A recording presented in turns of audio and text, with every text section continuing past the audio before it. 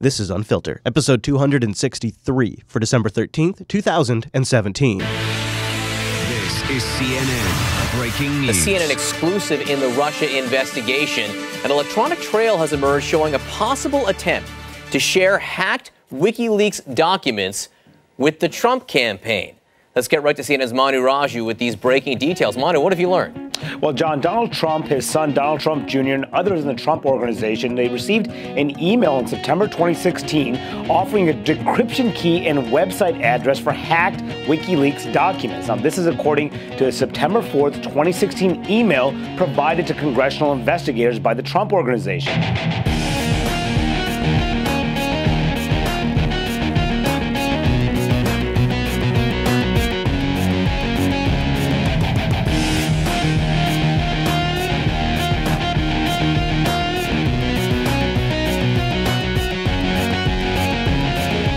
Hello, Unfilter fans. Welcome to the very last show of 2017. Oh, you have me going. Oh, yeah. Happy holidays, Merry Christmas, Merry Kwanzaa, Happy New Year. All those things wrapped into one tiny little package. Hopefully you got your stuff, like, your gifts. I like to do it the last minute, get that last paycheck in there. We already got our gifts. You know why, Chris? Because the lovely patrons out there who support our show, that's the gift. That is. That keeps on Except giving. for this week. Well, but the good news is mostly. The good news is Patreon's trying to do an about face. Yeah. Maybe we'll talk about that later on. Yeah, we will. But we have a lot to do today. Yeah, this is our last show of 2017. And barring some major news, I've been calling this the last planned show. Of 2017. That's a good way of putting it. So we're going to get into some cyber today. A couple of interesting stories there. Big developments in the Russia investigation we'll be covering. Yeah. A fake news category that it's back, Chase. Fake news, the 2017 meme that never died. And we're going to go out with a little fake news. It never left, man. Nope. And then, of course, it's time for the Unfilter show. Of course.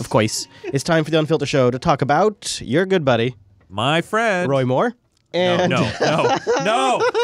Walked into that one. I tell you what. He is not my friend as much as Adam Schiff is your friend. Oh, you son of a bitch. And then we got a little world news, and then we're going to talk about Trump. And what? We're going to talk about Trump on this episode? Maybe he has a medical condition. I mean, we talked about it with Hillary. It's only fair we talk about it with Trump. And to be fair, he made fun of Hillary so much about the water thing.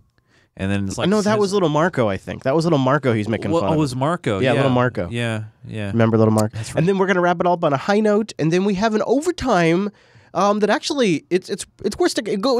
It's going to go a little long because we got some stuff we got to go into. Chase. Wow. You want to kick it off with some cyber? ASL. All right, buddy. So right now, as we record this show, there is one huge elephant in the room. And no, it's not Levi. You're welcome. Keep an eye on him. I think he's over there chewing on a cord. You know what? I think he's chewing on your lamps right now. He's going to take down the studio. Okay, good.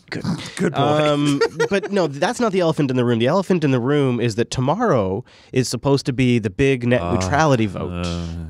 Stir that in, and now I'm going to Laura Vitale hosts a popular cooking show on YouTube with nearly 3 million subscribers. But these days, she and her husband Joe see a looming threat. I've literally lost sleep over the possibility of net neutrality. Can we hold for a minute? Yeah. Did you see that setup? Yeah, that's pretty sweet, wasn't it? Holy crap. That was pretty high-end setup. Yeah, that is.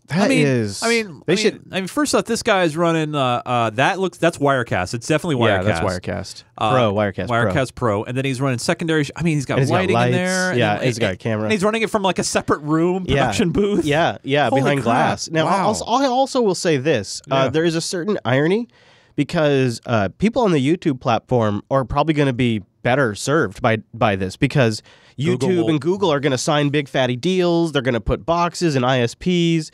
The YouTubers and the Netflix of the world are going to be fine. No. It's the Jupiter Broadcasting and Geek Gamer TV that... You need to modify that. It's the established YouTubers. It's the established people. Right. So she has 3 million subs. Yeah, she's going to be fine. But someone who's going to try to get started, maybe... But do you see what I'm saying? Yeah. Like, there's this fundamental disconnect. The media doesn't understand this issue. And even these YouTube creators who are losing sleep over this problem don't really understand it. Like, if you're distributing on YouTube.com, you're not you're not at risk of this. It's a much bigger issue than that. And it almost undersells it because it makes it sound like Google is going to get extra fines, and it makes it sound like that YouTube will have to pay extra money and Netflix will have to pay extra money.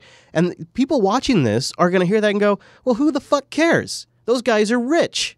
I don't give a shit if they have to pay a little bit more. They spy on me all the time anyways. Mm-hmm.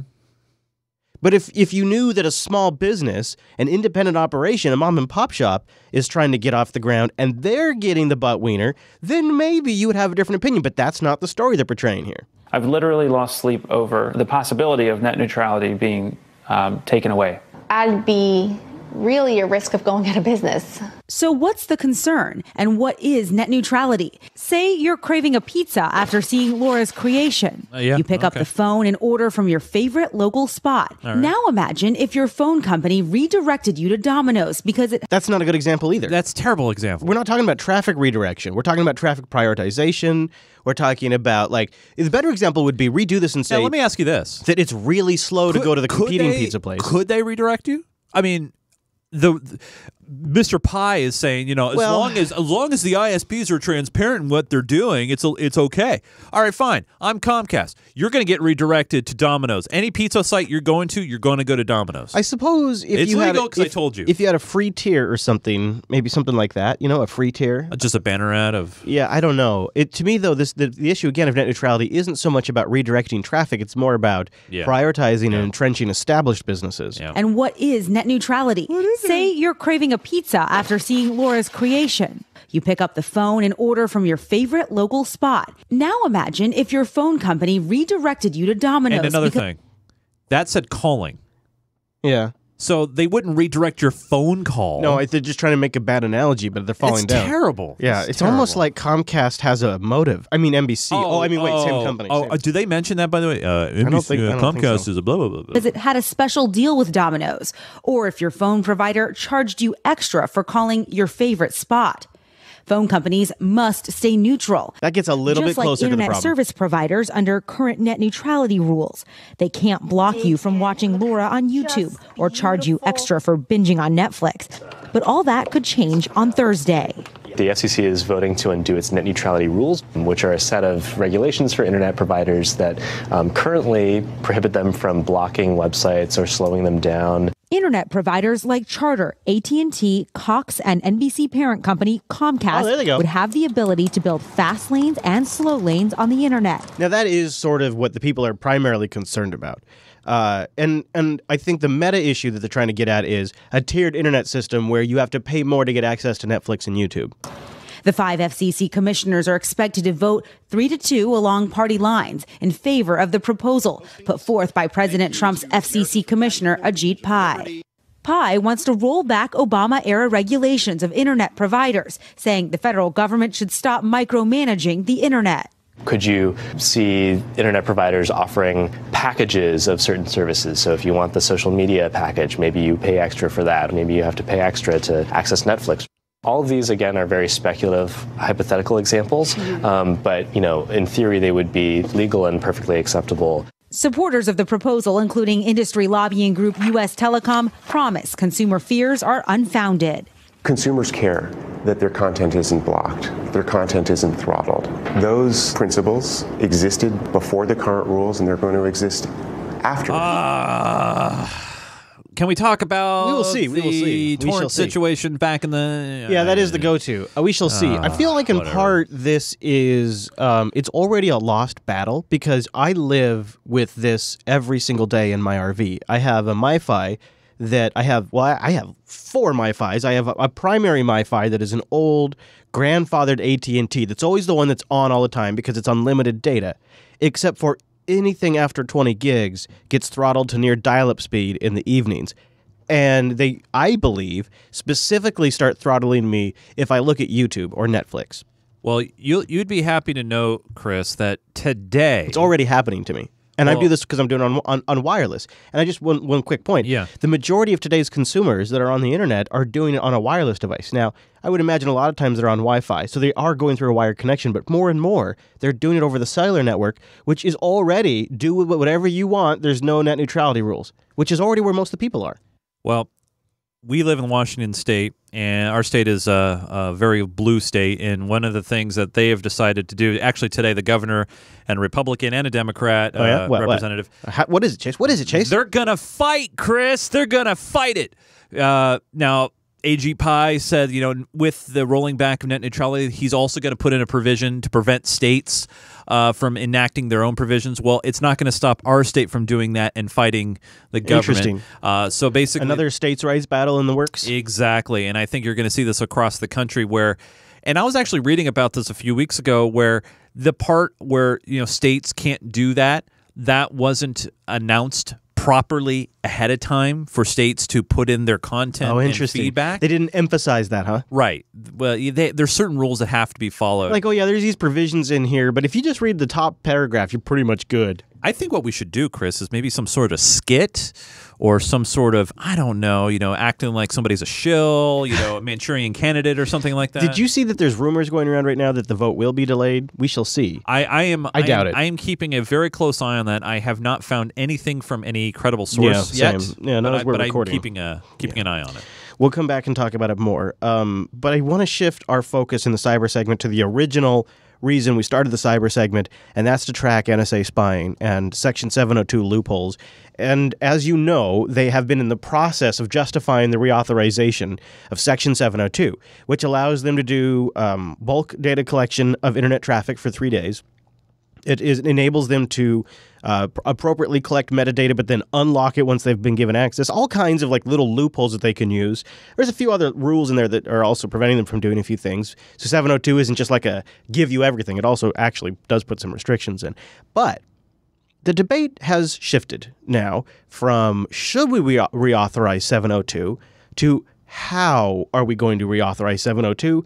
And now there are several bills to make sure that this spying power doesn't go away. Path to extend the government's most important surveillance program. Section 702 of the Foreign Intelligence Surveillance Act of FISA allows intelligence agencies, most notably the NSA, to collect communications like phone calls and emails of foreign targets on foreign soil who pose a threat to U.S. national security. The program is set to expire this month, but security officials say its extension is crucial as it provides up to 25% of all current U.S. intelligence. Collection under 702 has produced and continues to produce intelligence that is vital to protect the nation against international terrorism and other threats.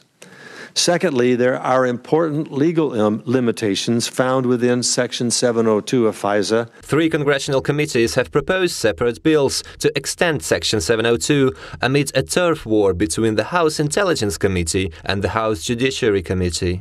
Lawmakers on both sides of the aisle are focusing on 2 major issues. The first being the so-called unmasking of Americans engaged in communications with foreign targets, which the Democrats support. Another sticking point is the collection of the so-called abouts communications, where 2 parties can become the subject of NSA surveillance simply by mentioning a target, for example, the Islamic State. The House Intelligence Committee passed its version of the surveillance bill last week, allowing for a 4-year extension of the Section 702. The bill introduces stricter privacy protections in accordance with proposals from the Republican Freedom Caucus, restricting the use and access to the intelligence collected and temporarily freezing abouts collection. In some instances, the principal himself or herself was not even aware that the unmasking request had been made. That's not what we want. If we're going to trust a national security advisor, we're going to trust an attorney general with the power to unmask a fellow citizen's name, at least make sure it is the principal doing it, and we were all there. One of the things we've learned in this Russia investigation stuff is that some of the last couple of months in the Obama administration, they dialed back the requirements on who gets access to unmasked names. When the NSA spying program started, it was essentially people in the NSA and only people in the NSA. In fact, when the Snowden leaks came out, that's what the Snowden leak said, is that even if you were in the administration, you had to go to an NSA official to get them to do the unlocking. And now at the end of the Obama administration, Susan Rice had the ability to unmask names. Yeah. The House Judiciary Committee's version proposes the strictest privacy protections of all 3. So the House Judiciary, which we just heard from there, is the one that has the most restrictive, but it's still a go for it. But there's several others, and some of them are just have at it, Hoss. Restricting the use of data collected and prohibiting the collection of abouts communications. This bill also requires the number of Americans under surveillance or subject to unmasking be reported to Congress. I would love to know that number. That would be good. And this is unlikely to happen because they'd say it's a national security risk, right? Yeah. We are in danger. There are people who want to take our liberty and destroy our country, but that's no reason for us to voluntarily give up all our liberty, give up all our privacy. Meanwhile, Senate Intelligence Committee provides a 7-year extension of Section 702, allowing abouts collections to continue. There you go. The Senate Committee's bill caters the most to the intelligence community. Oh, shocker. I wonder if Feinstein's involved with that one. As well as some Trump administration officials. We can't tie the hands of our national security officials. This is Tom Cotton. I can't stand this guy. He's one of your good friends. Oh, man. He has been on my good friend list now for about 2 years. At the precise moment that our enemies are taking the gloves off around the world. Did you know that? This is the precise moment, Chase. Precise. We got to spy on American citizens because it's the precise moment our enemies are taking the gloves off. Hey, if you're not doing anything wrong, you have nothing to hide, no big deal. Terrorists don't plan to sunset their threats to our way of life. So why should our important counterterrorism tools sunset? How do you argue with that, Chase? Oh, no. I mean, why should our freedom sunset in that case? No. I mean, screw it. I mean, listen, what are we going to do? We're going to let the terrorists take away our freedoms? Screw that. If anybody's going to take away our freedoms... We are. Both Democrats and Republicans agree a warrant or court approval is necessary for intelligence agencies to maintain a searchable database of information on Americans. While Democrats and Republicans are debating amendments to the pervasive Obama-era interference with Americans' private lives, some observers point out potential terrorists could have already obtained American citizenship. Christian Rose, One American News. What are you going to do, Chase? The terrorists could be among us right now. You know what? We need more protections, Chris. Yeah. We need more. There's also a warning out there right now about cyber scams. I got that video in the supporter sync, but I say we move on. I think we've done our business here. All right, fair enough. I think it's time to get into a little Russia stuff while we're talking cyber. And there was a little Russia cyber development today. We have a guilty plea for one of the attackers, one of the people that was involved in a botnet back in 2016, I should say. On Wednesday, Reuters reported that the U.S. Department of Justice has caught one of the people involved in creating the Mirai botnet, a malware that uses networked devices to knock major websites offline in the massive 2016 cyber attacks. According to federal court documents unsealed in Alaska on Tuesday, Paras Jha has agreed to plead guilty to computer crimes charges in the case. The Mirai botnet was used to infect large numbers of internet-connected devices to damage the internet infrastructure in 2016. This was the botnet that was famous for just taking a whole bunch of old Linksys and routers and IoT devices, if you will, and using their overall low CPU, low bandwidth capabilities, but in a mass number to actually cause some significant denial of services. And they've got one of the people behind the botnet, they say. Another Russia story we've been following for a couple of weeks is the real screwing that RT's been getting as a fallout of the quote-unquote Russia meddling investigation. There was enough hoopla raised about RT and their successful propaganda. Breathe, Chris, breathe. It's all right, buddy. Have you seen the production qualities of RT? No. There's nothing successful about RT. They have such a tiny viewing in the U.S. compared to any of the networks, which don't even have great numbers to begin with anymore. But they were super concerned that the low production value RT network was changing the minds of Americans. So the U.S. demanded. The State Department demanded that RT register as a foreign agent. And RT put up a protest and said, screw that. If we do that, you're going to shut down our press access and we can't do coverage. And they said, no, we won't do that. Just go ahead and register. And so RT did it. RT registered, and then their press credentials were taken away. Now, it is exactly a month since RT America had to register as a foreign agent in the US after being pressured by the authorities. At the time, the State Department did assure us it wouldn't affect RT's ability to cover the news, but a couple of weeks later, we had our press credentials revoked by the US Congress. Samira Khan asked the State Department to clarify the situation. When RT was forced to register as a foreign agent, you said that it wouldn't inhibit our ability to report. when the United States... They just flashed back to October 2017. That was a little intense, wasn't it? Yeah, that was a little rough. I apologize, Chase. It tells someone to register under a foreign agent requirement. We don't impact or affect the ability of them to report and air news quotes. and She put that in information. air quotes. We just have them register. It's as simple as that.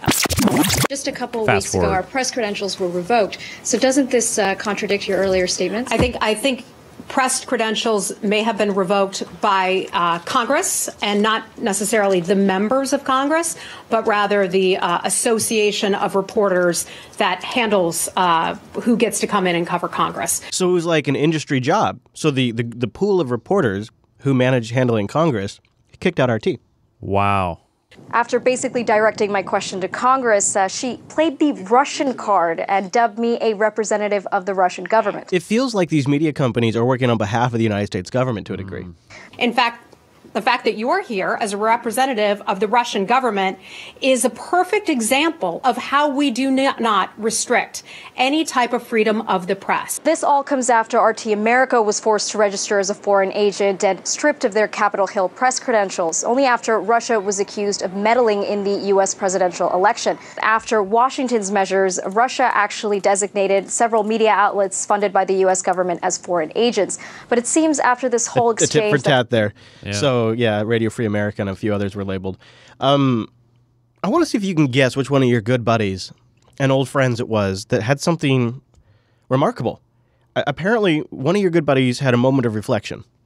Oh, jeez. And has a few regrets about the whole Russiagate conspiracy stuff and about picking a side. And I want to see if you can guess who it is before they say the name. Are you ready? All right, I'll try. Don't look at the clip. All right. All right, I'll just listen. Yeah. We start this evening with another dissenting voice in President Trump's so-called Russiagate collusion scandal. The mainstream media rarely questions the evidence of the intelligence community. The Trump campaign colluded with Russia during the 2016 election. Now, after a slew of retractions and corrections, another prominent member of the intelligence community. There's your first hint. Okay, a member of the intelligence community. A prominent member of the intelligence community. All right. With a history of targeting Russia. Okay. Is casting doubt on the entire narrative. RT correspondent Anya Parenpil is with us this evening. There's not a lot to go on. No. I mean, the only thing I was... It's a good buddy of yours. Yeah, Mike Morrell? You got it. Holy shit. You got it, yeah. No way. Yeah. No way. Yeah, he's rolling it back. Holy shit. No way. Following this story, tell us about this. This is more than interesting. Who's involved here? That's right, Ed. Former CIA Director Michael Morell endorsed Hillary Clinton during the 2016 campaign. He's been on CBS nailing Trump. Promoting... Yeah, I know. And wow. But I'm now genuinely he's shocked. weighing in on Russiagate and saying he didn't fully think through the implications of that decision. Yeah, it's pretty remarkable. And you know why he's saying it? You know what it took? It took him going on a podcast. Oh, really? He went on a podcast and said this stuff. Take a listen. I'm going to listen. Michael Morell is not known for his fondness of Donald Trump or the Russian government. We need to make the Iranians pay a price in Syria. We need to make the Russians pay a price. The other thing I would do... We make them pay the price by killing Russians? Yes. Can you remember that? Do you remember we had? Yeah. Wow. He once described President Trump as an unwilling agent of Russian President Vladimir Putin. Yet in an interview this week with the podcast Global Politico, Morell concedes special counsel Robert Mueller's investigation into alleged collusion between the Trump campaign and Russia may result in, well, not much. So I would not be surprised if Bob Mueller concludes that the Trump campaign did not violate the law with regard to its interactions with the Russians. I'm really open to that possibility. Why? Because as you know, the New York Times, the Washington Post, every media outlet that is worth its salt has reporters digging into this, and they haven't found anything. And I think that had there been something there, they would have found something. Yeah, they're going to get stuff on Trump's associates, but they're probably not going to get anything on Trump, is what he's saying. The only thing that, yes, there's reporters everywhere, and everybody's digging as much as they can. a lot of these things, like the Manafort thing, the Stephanopoulos dude, and I know I'm missing somebody else here. Yep. Those things we didn't know about until it was announced. Yeah, there was not even There's sometimes some leaks. There usually, but not. Yeah. But like in these instances, I think for Trump though. I think for Trump, I mean he does too. He speculates, and I think Bob Mueller would have found it already, and it would have leaked. If it's about Trump, he says something else and they just toss it away. But I think it was actually more. I thought it was actually more profound because I read the transcript. I didn't listen to the podcast.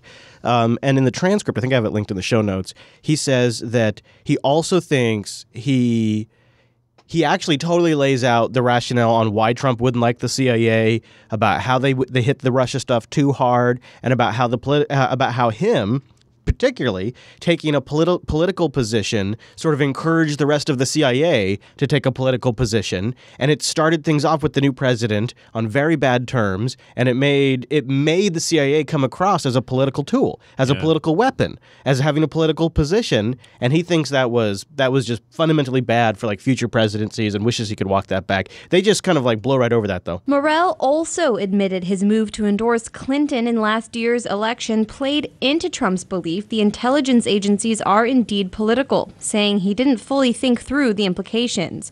Morell's comments come as the mainstream press suffered yet another setback in... We'll get to there. I thought it was... The reason why I wanted to play it was because I remember when he started getting really political, I thought, this seems like a bad precedent to have the CIA coming out like this. Like this seems... And I'm kind of... I don't know. I mean, I don't know if he could be disingenuous, but at least it feels good to see him say it. Okay, let's talk about that fake news story. So journalists are digging like crazy, trying to be the ones that have the big scoop, running with very light evidence these days. And we're going to break down what happened in this story. You probably heard about it. But it happened just after Unfilter was out. CNN took to the airs with a huge exclusive bombshell. The CNN exclusive in the Russia investigation. An electronic trail has emerged showing a possible attempt to share hacked WikiLeaks documents with the Trump campaign. Let's get right to CNN's Manu Raju with these breaking details. Manu, what have you learned?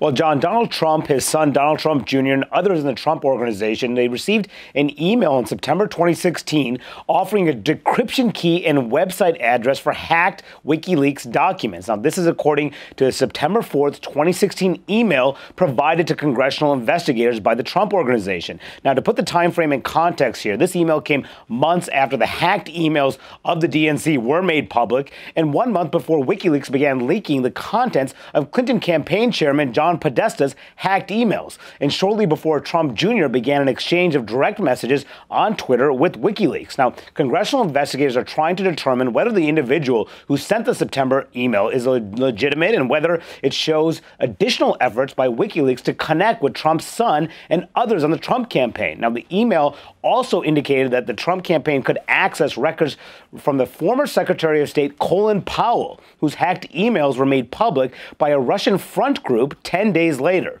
The email came from someone who listed his name as Mike Erickson, and it was addressed to Trump, Trump Jr., Trump Jr.'s personal assistant, and others. Now, the investigators are uncertain who the sender is, and CNN was unable to make contact with the individual. It's not even clear whether the email was a legitimate effort to provide these hacked documents to the Trump campaign. Now, Trump Jr., who came to Capitol Hill this week, was asked about this before the House Intelligence Committee behind closed doors, according to sources who told my colleague Jeremy Herb and I.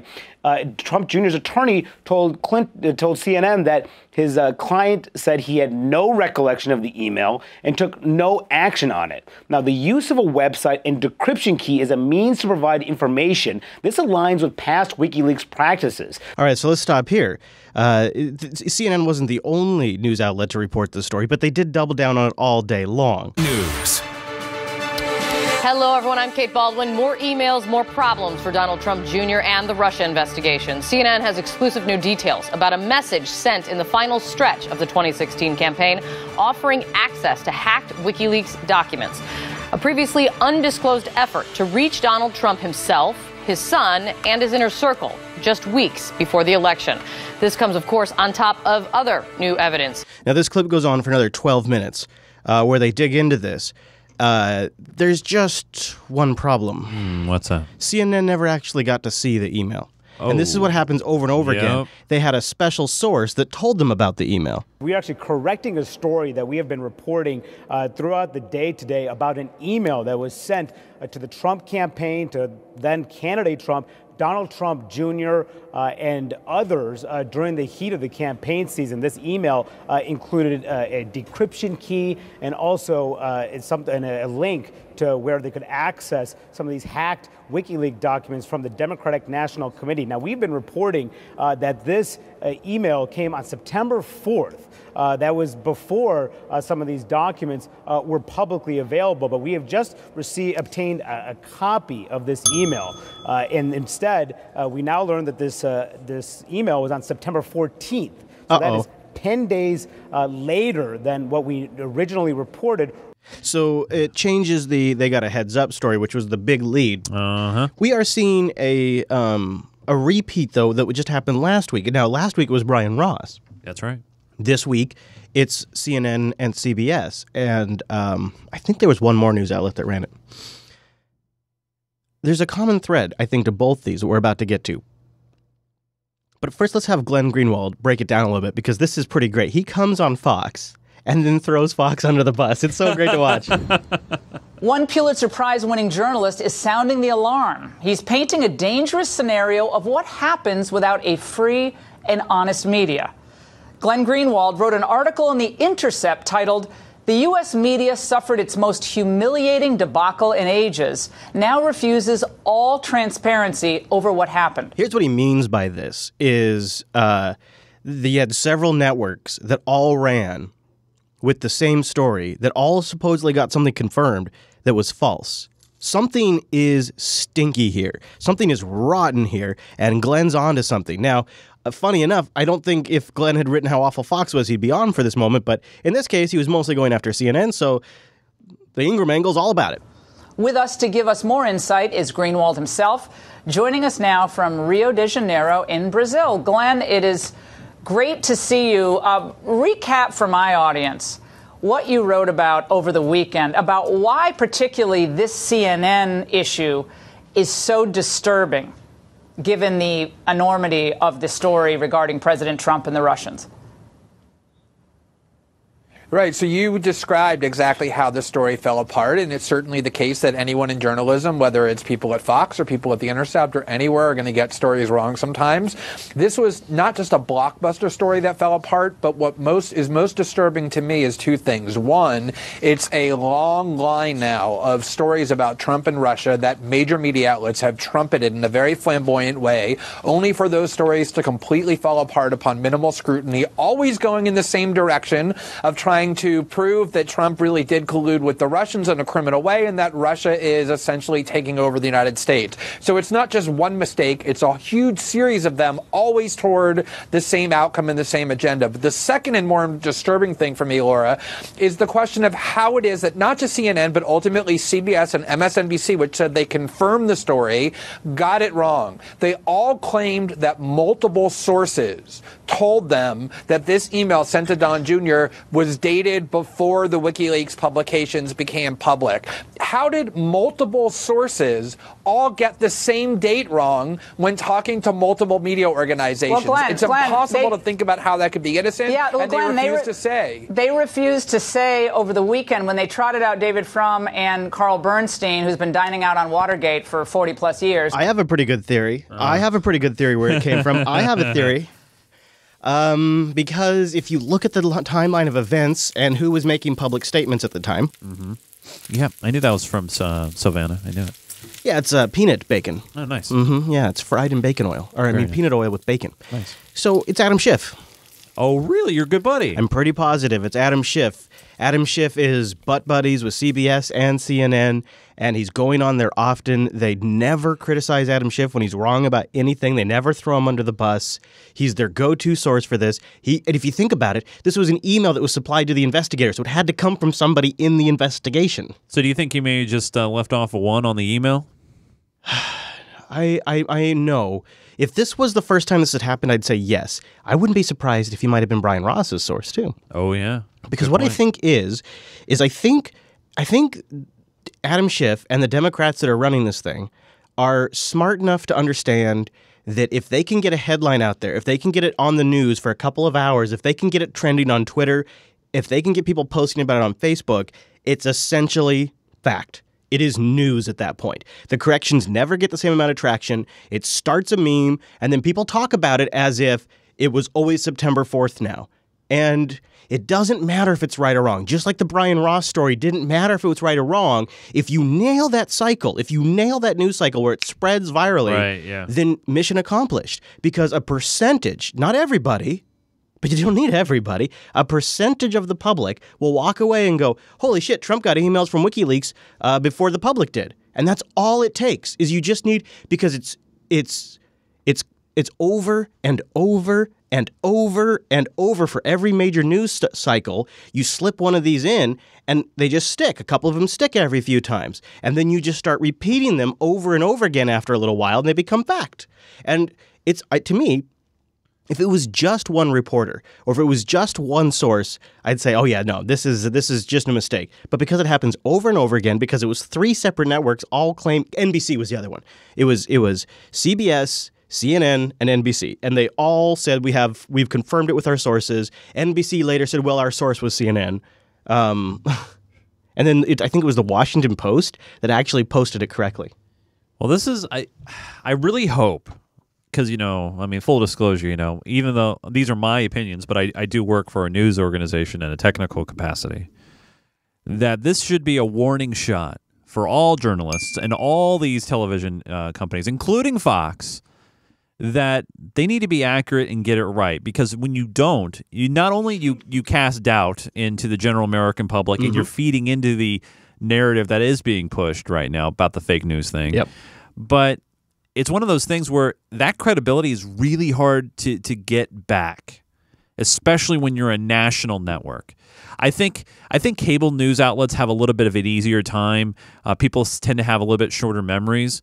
But when you're an NBC, CBS, big 3-letter network, it's a little bit different, and they need to do better.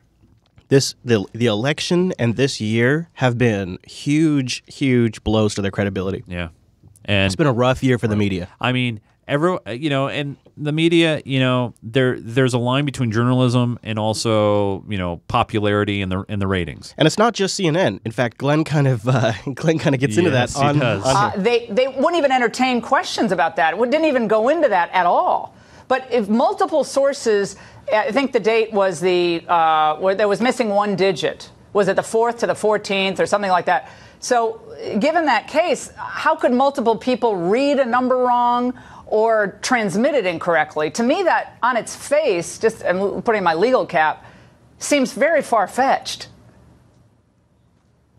Right, exactly. I mean, it seems like it was a deliberate attempt to mislead, in which case they have the obligation to say which members of Congress, probably Democrats on the Intelligence Committee, were the ones who gave them that false information. But if it wasn't deliberate, they have the obligation to say how it happened. Instead, what they did was they brought a CNN employee, Carl Bernstein, and David Frum, who spent 2 days defending CNN, on to pretend that they were willing to talk about it. They didn't bring me on. When I write about Fox News and all of its many flaws and many mistakes and many humiliations, which have taken place a lot this year and last year, CNN immediately invites me on, and Fox doesn't. And that's the reverse that happens when I write about CNN. Fox loves to have me on, and CNN won't. And I think that really is the issue. I don't want it to be implied that this is a problem unique to CNN and MSNBC. Fox has had its share of incredibly embarrassing mistakes, also always in the direction of its own political agenda. And the problem is that media outlets now are balkanized. They talk only to their audiences, and they don't have any transparency or accountability. Good thing, too, because it makes a market for podcasts, so I'm pretty I appreciate it. They can keep screwing it all up. But yeah, there's your fake news update. My kind of side theory on this, too, is let's say it is an Adam Schiff or somebody, a Democrat on a committee somewhere. I bet you that these organizations said, all right, you know what?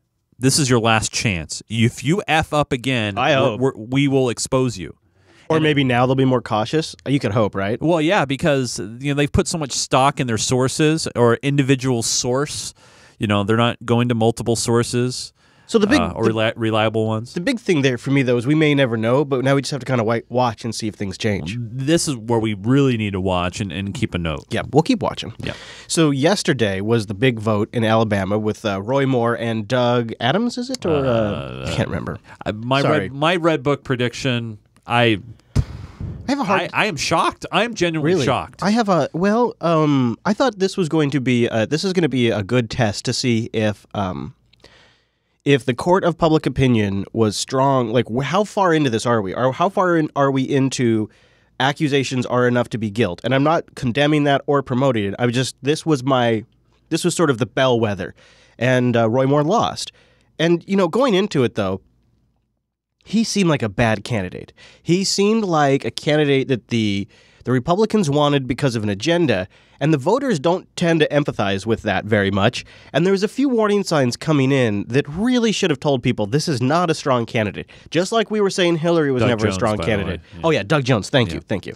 Yeah, so Roy Moore was never a great candidate. Example 1. Judge Moore has also said that he doesn't think... this is his spokesman that Jake Tapper is talking to. This is a classic already. One of the clips of the year. Yeah. A Muslim member of Congress should be allowed to be in Congress. Why? Under what provision of the Constitution? Because you have to swear on the Bible. When you are before, I had to do it. I'm an elected official, 3 terms. I had to swear on the Bible. You have to swear on a Bible to be an elected official in the United States of America. He alleges that a Muslim cannot do that ethically, swearing on the Bible. You don't actually have to swear on a Christian Bible. You can swear on anything, really. I don't know if you knew that. You can swear on a Jewish Bible. Oh, no, I swore on the Bible. I've done it 3 times. I'm sure you have. I'm sure you've picked a Bible, but the law is not that you have to swear on a Christian Bible. That is not the law. You don't know that?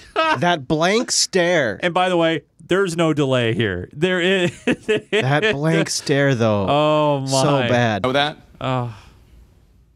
All right, Ted Crockett. I don't know. I know that Donald Trump did it when we made him president. Because he's Christian and he picked it.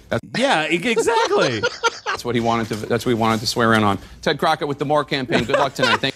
Good luck tonight, he says. So yeah, that is. So then here's example number 2. You know, it's a bad sign when your defense for being a racist is, I'm not a racist. I got black friends. We have many friends that are black, and we also fellowship with them in church and in our home. This is Roy Moore's wife. Fake news would tell you that we don't care for Jews.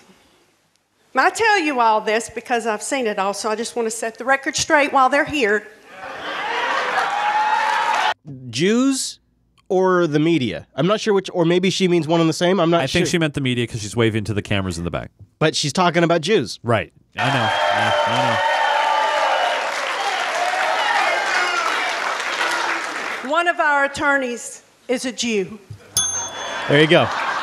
So that was, and the other thing is he looks creepy when he's standing behind her the whole time. So there was never, the optics weren't looking good. The reason to elect him was really, if you're appealing to the general non-fired up voter, the non-strong conservative voter, the appeal was, well, because we want to get taxes and other things passed.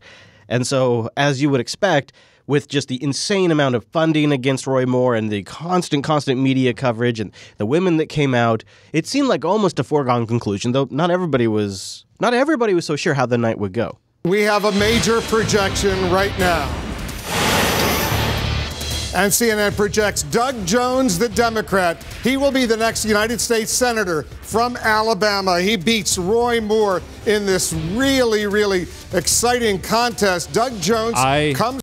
I was watching John Mulvaney last night. I was at a comedy show in downtown Seattle. Cool. During the middle of his show, he goes, how many Roy Moore fans here? And I mean, this is very blue crowd. Seattle. Right?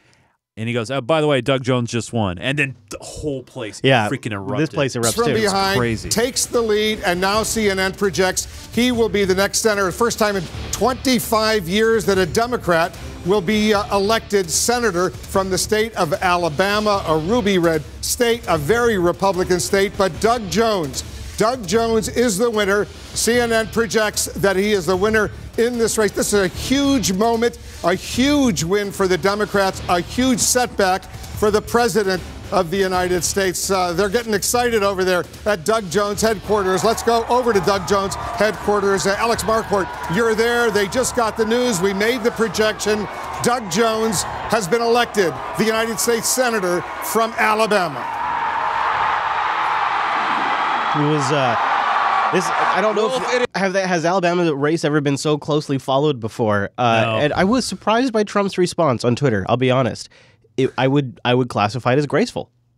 Yeah, but he also in like another tweet he threw threw the judge under the bus. So yeah. I mean, well, I knew he wasn't going to win. I'm like, holy crap, dude. Yeah. That's effed up. Well, that way it's not that way people can't. No, Trump doesn't mind. You can't say it was Trump's plan. You can't say that. Yeah. So there you go. Roy Moore, though, he says it's not over till it's over, but everybody kind of says it's over. Yeah. It sounds like it may actually be over in Syria too. President Putin has ordered the start of the withdrawal of Russian forces from Syria. And RT's Daniel Hawkins joins me with the studio can't even get my teeth in there, Dan, in the studio with the details. Hi there, Dan. So does that mean that Russia's mission in Syria is over?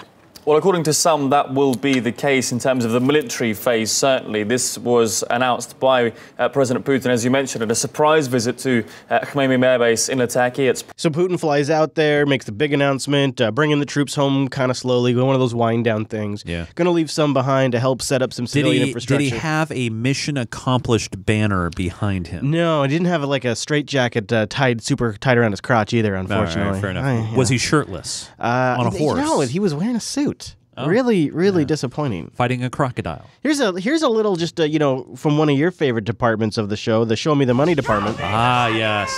Troops equal money. Just some rough numbers on troop numbers. President Trump has unveiled to Congress how many U.S. troops are stationed abroad. Only the biannual White House report omitted some key figures. In the paragraphs talking about Afghanistan, Iraq, and Syria, not a single number was given. Troop numbers were disclosed, though, for Jordan and Lebanon. The omitted figures come as a surprise, given that the U.S. Defense Secretary apparently revealed them himself a few months ago. We have approximately 11,000 troops in Afghanistan, and that is seen in our addition of over 3,000 U.S. troops arriving now and in the coming months to extend NATO's advisory effort to Afghan troops that are currently without. The number for Iraq is 5,200, and the number for Syria is 2,000. There you go. So there is quite a few troops out there, and the number actually may be much higher, because then they later say there could be a whole bunch that we're not disclosing, by the way. So these numbers may actually not be accurate. Right. Yeah, you go, oh, okay. Well, then what's the point of the report then? Yeah, exactly. Well, you do get some rough numbers there, I thought. Okay, so let's talk about a sort of speech for a second. Just need some water, Chris. It could be something like a dry mouth, could be dentures, it could be a neurological disorder, it could be all kinds of things when you're a 70-something-year-old man. And this moment caught a lot of people's attention online last week. Didn't see a lot of play on the news networks, but I did see a lot of people online talking about it. I'm going to play this first clip for you. Trump had a 40-minute speech, I think. Was it that long? Yeah, it was pretty long. Wow. Yeah. It didn't feel that long. And this clip will play the first 30 seconds of the speech, and then it will transition to the last 30 seconds of the speech, so you can do an A-B comparison of what his speech patterns sounded like at the beginning versus what they sound like at the end of the speech. This is the first 30. Thank you. When I came into office, I promised to look at the world's challenges with open eyes and very fresh thinking. We cannot solve our problems by making the same failed assumptions and repeating the same failed strategies of the past. Old challenges demand new approaches. My announcement today marks the beginning of a new approach to conflict between Israel and the Palestinians. Today. Now, here is the final 30 seconds of his speech, and I think you'll notice there's a pretty big difference in enunciation. Hey, let us rededicate ourselves to a path of mutual understanding and respect. I hear it already. Let us rethink old assumptions and open our hearts and minds to possible and possibilities. And finally, I ask the leaders of the region, political and religious. He's even breathing kind of funny. He didn't take any water during the speech, and I think I think it's a water thing. I think it's just getting that cotton mouth. And Jeez, I think he's just trying to power through. Maybe you might be right. I've done a lot of years on the microphone, and I've never had dry mouth cause that problem. Yeah. But yeah, maybe. I mean, but then again, we're young. It gets worse, too. He's in his 70s. It gets worse. Yeah. Israeli and Palestinian, Jewish and Christian and Muslim, to join us in the noble quest for lasting peace. Thank you. God bless you. God bless Israel. God bless the Palestinians. And God bless the United States. Thank you very much. You couldn't even say United States there at the end. I'm going to play that last because that's the worst part, right? God bless the Palestinians, and God bless the United States. Thank you. What is that? Is that dentures? It could be. It's one of those things where I think he's conscious of the fact that the last time he took a drink of water, it was kind of a weird thing that a lot of people commented on, and especially Marco jumped on it. So now he's avoiding drinking water on camera? Maybe he's trying to avoid any. And he doesn't have a Diet Coke, so. And God bless. Yeah, you might be right, the Redneck. United States. I mean, it could be a dentures thing too. Yeah, absolutely.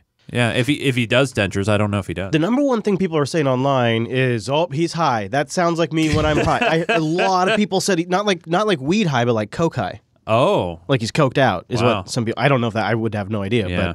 But yeah. I don't know. It does seem. I mean, it's pretty bad, dude. It's pretty. So today, let us rededicate ourselves. It starts even kind of in the last. It's basically the last minute of the speech. It really goes off the rails. Yeah. It's hard to say. Gosh. But yeah. Could be nothing. It could be a whole lot of nothing. Could be Parkinson's.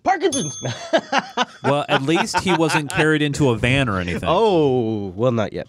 But yeah, that was, I don't know. Who knows? That's just sort of a fun, what the? Because, you're sitting there, you're watching these things time after time, and the first half of it, I'm like, this is one of his better speeches. Yeah. This is like one of the more presidential moments of his. Well, you know why? Because it's scripted. But he's had other scripted stuff before. Right, but when he goes off script sometimes, yeah, when he gets in the trouble. He didn't go off script, but then it just starts going off the rails. And then I felt like he might have gone off script when he said "God bless the Palestinians." I felt like maybe that was improv a little. Well, bit. he was just starting to add "God bless the pages," "God bless these books," God bless that cup of water over there. That I could really use that right now. Yeah. Well, we need to take a moment here and. Reclaiming my time. And we got to spend a moment with our patrons because we wanted to wrap up. And it's been a rough week for the patrons. The Unfilter show lost 18 patrons this week. Now, I don't think that's all because of us. I think some of it is because... It's absolutely because of the Patreon rule changes. No, I was going to say, not because of us, because of Patreon. Which Patreon, as of today, has rolled back. So, and they never did go into effect. It was going to be the next billing cycle. And so they're rolling back their fee changes that got a lot of people upset. Yeah. But the Unfilter show is down. We were sliding backwards from a major milestone that we wanted to reach. And I mean, it hurt because not only obviously holiday season, people sometimes they need to cut away a little bit, but then Patreon made it even easier to say, fine, F this, and I'll figure it out. So. And when you quit your Patreon, sometimes you can fill out like an exit survey. Oh, and did you check? Did you check the survey? Yeah. Well, Angela collated them, and a couple of people thought we had made the fee changes. Oh God, no! And so they were calling us money grubbers and stuff like that. And it wasn't us. It was totally out of our control. Yeah. And see, the fundamental issue here is unless you want me to go on a cryptocurrency, decentralized payment system that's detached and divorced from the banks and state, you're not really going to solve this problem. Because even if the Unfilter show built a independent donations model, we'd still have to go through Stripe. We'd still have to have credit card transaction processing. We don't really remove ourselves from the PayPal problems or any transaction fee issues. In fact, we would lose the benefits of bulk transaction discounts. We'd lose the benefits of a perk model system that allows us to have different tiers and give rewards to those tiers. And we would really kind of have to build all of those components. I just did a Linux Unplugged this week about all of the open source components it would take to replace YouTube and Patreon and Facebook and Twitter. Yeah. And all of them are coming together today, but they're not there yet. And so Patreon can make changes, and it can really hurt us. Yeah. It's, hopefully, people that are comfortable resubbing will come back. We would really appreciate it. But in the meantime, we did have a few people that came to just show their support. Absolutely. And we had a couple of people up their pledge levels. Yeah, I saw we had some people who joined Club 33, Yep. which is awesome. So, when I had a bunch of these emails coming in saying so-and-so is canceled, so-and-so is canceled, it's like, Yeah. oh, killing me. And then, a couple of them, so-and-so increased their pledge, so-and-so became a patron. Like, there was those moments, I was like, oh, thank you very much. You gave me another hour of feeling good. Yeah. So I want to give him some airtime right here. Reclaiming my time. No, Maxine. The patrons are going to claim their time. Malware into your system. So we wanted to open up the sack.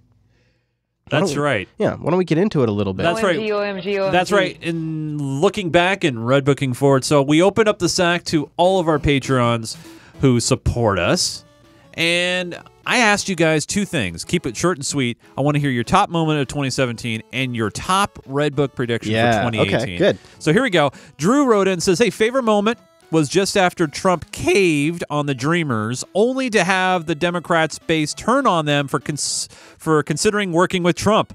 Really hit home how impossible compromise is right now. Yeah. So Absolutely. what he's referring to there is, of course, that whole working with Pelosi and Schumer totally backfired. Yep. Yeah, that's embarrassing. I remember that. Max Space writes in and says, hey, I couldn't get enough Unfilter, so I started back on episode 1. Wow. And I'm up to number 21. Wow. There was a lot of coverage of how the drone program is operated by Obama. Right. I am interested in knowing if Trump has increased or decreased the flying killer robot frequency.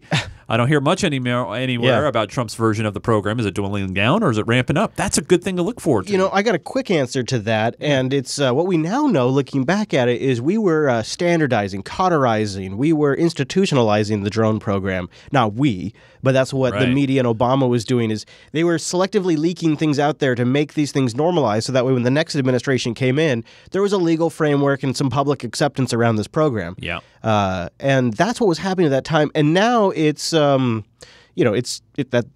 job has been accomplished, and they don't need to tell us what's going on anymore. But I do watch for stories. I have one on the live stream. If you're watching the live version of the show, if you go to the Patreon page, when we can, when YouTube cooperates, we put the full live stream on the Patreon page. And if you watch that one, I do have a drone story in there, but nothing really significant to report. Everything's pretty typical. You guys kind of know the story there now. Matt C says, Redbook prediction, you guys get enough patrons to launch Unfilter Supplemental. Ooh. Reclaim your time and enjoy a well-earned vacation. Alan writes in and says, hey, top moment of 2017 is obviously Trump taking office. No matter your views of his policies, I think his election has been a wake-up call for many people that they need to pay attention and be involved. Redbook prediction will be the Democrats will not win the House or Senate back, not while the current mouthpieces are in charge. Fire, Fury, and Drones writes in, whoa, Unfilter is so great. I never miss an episode. This year, I liked how the snowball of the hashtag #MeToo has managed to shake up our remote Lithuania a bit, even. Really? Yeah, I'm looking forward to 2018 to find out what is really happening with them cryptocurrencies. Yeah. And will there be a decisive political push against them? Happy New Year, Chase, Chris, Matt, and everybody else. Where does all that go, and where does all of the pervert purge lead to? We shall see. More cables and leaks. Landon writes in and says, congratulations on another awesome year of Unfilter. Can you give us a Redbook report on what came true so far in 2017 and what did not? Well, the good news, bad news, Landon, is we just started digitizing our Redbook in our own little private Telegram group, so we don't really have a summary. I know that I was wrong when it comes to Judge Roy. I know I was wrong when it comes to Hillary winning. But, actually, I think I was wrong too. That's coming. Now that's come and gone. I've done some soul searching on that. AT writes in, Redbook prediction, Nancy Pelosi has a complete cognitive breakdown on live television and is not able to recover. That's awful and probably going to happen, actually. Micah says, hey, just a quickie for Chase a Sack. Thank you for all you guys do. I didn't follow politics much before finding Unfilter. I thought politics was dumb and abhorred the 24-hour news cycle. Unfilter makes it tolerable, and listening to you guys makes it enjoyable. Have a good break and see you guys in the new year. Hello, everybody. Chuck, Red Book prediction. Russia and sexual deviancy with Trump will dictate his coverage in 2018. Oh, man. I hope it starts to fade. Yeah. Marcella writes in, top moment. There was a great discussion on healthcare at one point in which Chris and Chase disagreed about a lot of stuff, but were able to still have a respectful, productive conversation, something most of my friends are seeming incapable of. What's the matter? Your dentures? You need some water? I need some water. Marcelo also said, Red Book prediction, the WAPO continues to publish a headline about non-developments in the Trump-Russia for the next year. Yep, that's a winner. And one thing I want to add on, Marcelo, about the top moment is, you know, Chris and I, we've known each other for a number of years. You know, we both have our political leanings and opinions. Never. But at the end of the day, one thing I've always said on this show is it's very important just to sit down and listen.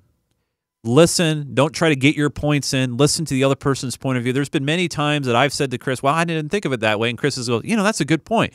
You know, we go back and forth all the time. And I think that's, if we can try to set an example to try to continue that to everybody else, that'd be a great thing. I'm not going to dignify that with an answer. Fier enough. Robin writes in and says, long-time Patreon, just switched over to Club 33 right on. to help stanch the bleeding from the Patreon fee fiasco. Top moment for me in the last year was when we learned WikiLeaks was not an impartial leaker when it come to the election and had something to gain. Changed the way I viewed WikiLeaks and Assange for sure. Keep up the good work. OMG, OMG, OMG. And finally, last but certainly not least, Sam writes in and says, favorite moment was your coverage of the U.S. missile strikes on the Syrian airbase for supposed chemical attacks. Red Book, the Venezuela situation would deteriorate into a civil war. You know, that's definitely possible, Sam. That's Man, those are good ones. Yeah. You know, you guys earned yourselves a little clippity-clop. Proud of you. Those are really good. The message is clear. Just clippity-clop. So remember, you still have time to join up and be a part of Unfiltered before the end of the year.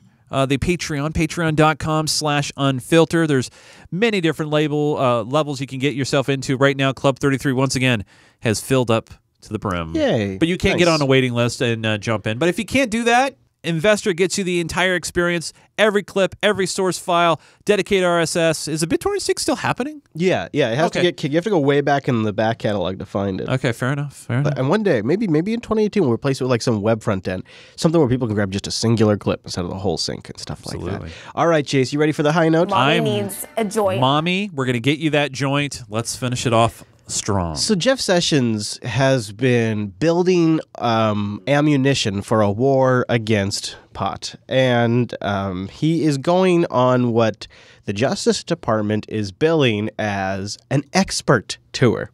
And the audio sucks because this is just some secondary camera footage here, but this is Jeff Sessions talking to experts about the marijuana problem. To hear your analysis on marijuana and some of the related issues. I think it's a big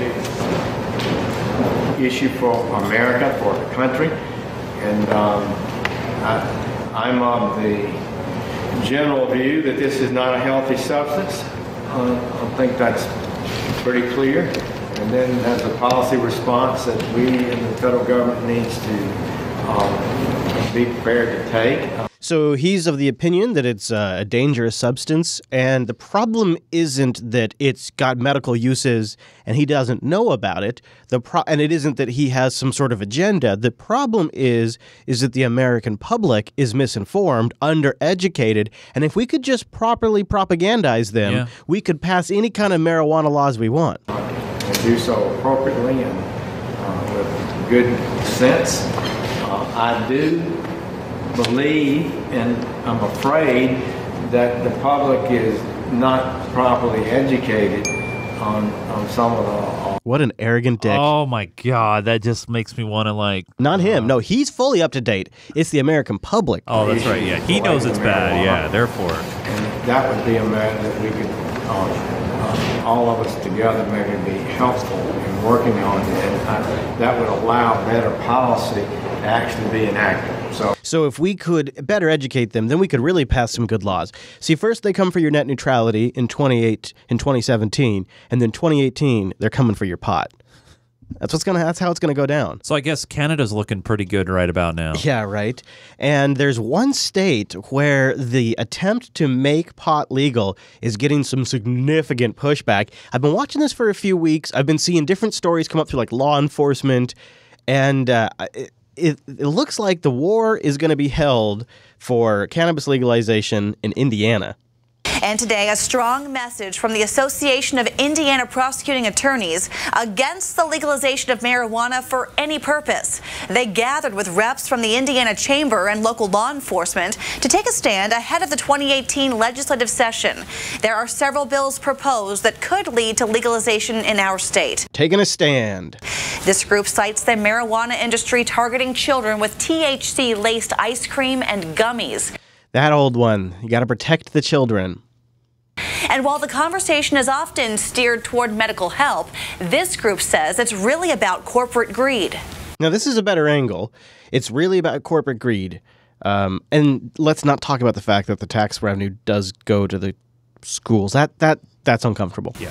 Let's just be real. Legalization of marijuana is not about taking care of our kids. It's about a profit-hungry industry of men in suits, not Woodstock hippies with joints. We're talking about men in suits trying to drive a profit and revenue. You know, it's interesting to watch conservatives take an anti-capitalism position. It's weird. It is weird. It's sort of like this weird cognitive disconnect that they have. It's because, like the whole session saying, drugs are bad. Right. Right. Right. So. And it happens on the left too, but these guys happen to be conservatives. But it does happen on the left as well. But I find it to be sort of why not? Why is it we must stop it? Why is it not? Why is there even a law about it? I have a hard time connecting with why they would be concerned with what adults would do, because they can't truly believe it's about the children. That's the bullshit PR message that they tug on to connect with their audience, but it can't truly be about that, because then they would also have problems with all of the prescription pills, and they'd have problems with beer, and they'd have problems with cigarettes, and they'd have problems with sugar. So it can't truly be about, sex stores. You'd have sex. What if kids come across a dildo? Chris, there's all these issues they would have, so it can't be just this. They're just trying something different. That gentleman that we heard speak before, this guy, we've had him on the show before in other capacities. He's been speaking about smart approaches. The thing is, he's just trying a different narrative. Mm-hmm. He's trying a different ploy. Yep. You know what? The other non-medical benefit didn't work. We got the 12-year-old girl thing happening right now. Right. You got to push back against that. So we got to try a different angle. It's the corporate interests. Yeah. See, the problem with the medical angle is then you have people in the audience going, but it saved my life. It's changed my life. Right, exactly. Yeah. The war on drugs isn't over. It fights day in and day out in your communities. Yeah, opioid addiction, destroying families. Yeah. Prescription abuse. It's crack one of those. cocaine. It's one of those public policies that to some countries, people outside the U.S., it looks like a humanitarian crime. Yeah. And these people are advocating for the destruction of families over a plant. And they don't see any issue with having an anti-capitalistic, anti-sovereignty argument. They don't see any problem with that. Day out in your communities. What about the pharmaceutical companies that, the big suits and the Oxy? What about them? Also spoke with Jeff Staker, the leader of Hoosier Veterans for Medical Cannabis Incorporated. He tells me he's hopeful these bills are discussed in committee because he believes medical marijuana saves lives. Saying today, if we do nothing and stay idle, more veterans are going to die. Now they're going for the veteran angle again, which I think is a good one. I think it's a good one. Didn't the VA already say it was okay? They're getting warmed up to it. Yeah, they're getting I thought warmed so, up to yeah. it.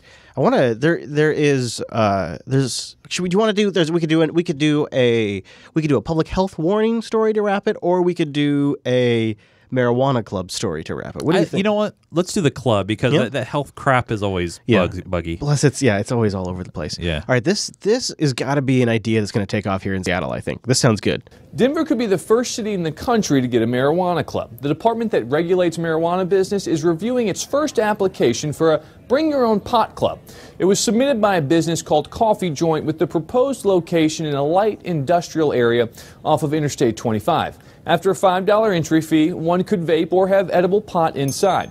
Businesses had to complete an extensive application and mind strict rules for club locations before making it to this point in the process. The city will hold a public hearing in the next 2 or 3 months for the Coffee Joint proposal. I really think covering Colorado first. Thank you. It's a no-brainer. Seems like it. I think, for states that have legalized it, and, they say you can't do it in public, but let's say you're a tourist and you're visiting. Wouldn't it be nice to be able to just go jump into a club?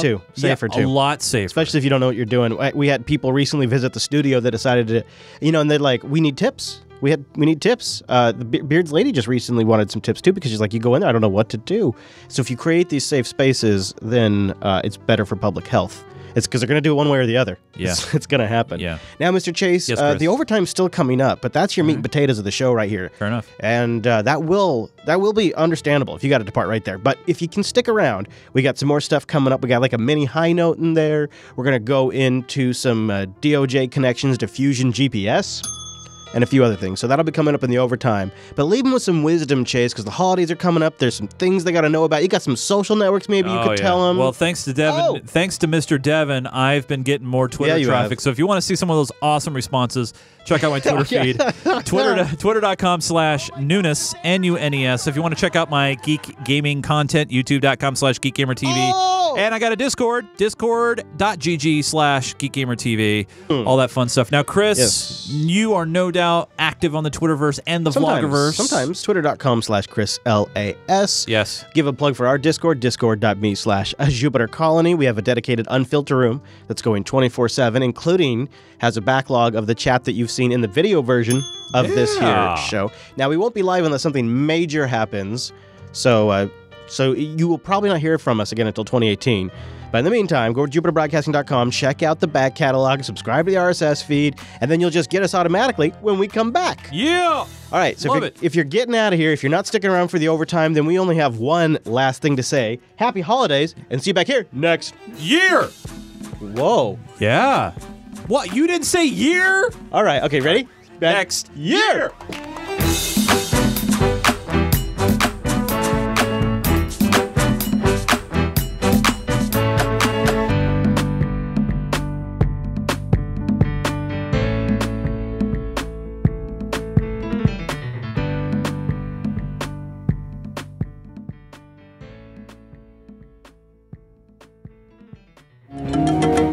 Despite what those last guys said, the empirical data would seem to suggest that this show's still going, because it's time for the overtime!